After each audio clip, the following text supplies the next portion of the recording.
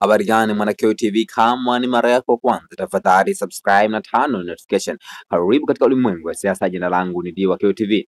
Chama cha Demokrasia na Maendeleo kupitia majukwaa ya mitandao ya kijamii kimeweza kuchapisha kwamba jeshi la polisi limeanza kuwatawanya na kuwapiga wananchi wanaofika mahakamani, na nukuu hicho ambacho ameandika Chama cha Demokrasia na Maendeleo Chadema katika mitandao ya kijamii, na nukuu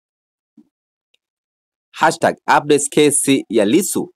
Ikiwa ni saa 1 asubuhi, jeshi la polisi limeanza kuwatawanya kwa kuwapiga wananchi wanaofika mahakamani kufuatilia mwenendo wa kesi ya uhaini inayomkabili Mheshimiwa Tundu Antipas Lissu. Wameruhusu watu 10 tu kuingia mahakamani, wakidai ukumbi wa mahakama umejaa. Wananchi kadhaa wameumizwa vibaya na kukimbizwa hospitalini na wanachama. Tutaendelea kufuatilia.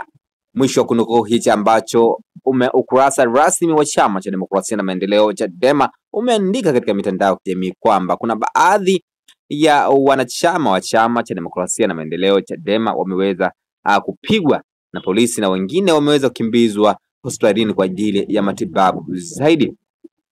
Lakini walioruhusiwa kuingia katika eneo la mahakama ni wananchi 10 tu au raia 10 tu ambao wameweza kuhudhuria na wameambiwa kwamba mahakama imejaa. Una maoni gani kama Mwanakeo TV? Tafadhali shusha maoni yako hapo katika sehemu ya comment section hapo, nitakuja kuyapitia nione una mawazo gani au mtazamo gani kwa hichi ambacho ukurasa rasmi wa Chama cha Demokrasia na Maendeleo Chadema umechapisha katika mitandao ya kijamii kwa kile ambacho kinaendelea pale mahakamani katika kesi ya uhaini ya Tundu Antipas Lissu. Jina langu ni Diwakeo TV. Tutaona wakati ujao katika masuala muhimu, hasa masuala ya kisiasa. Bye bye.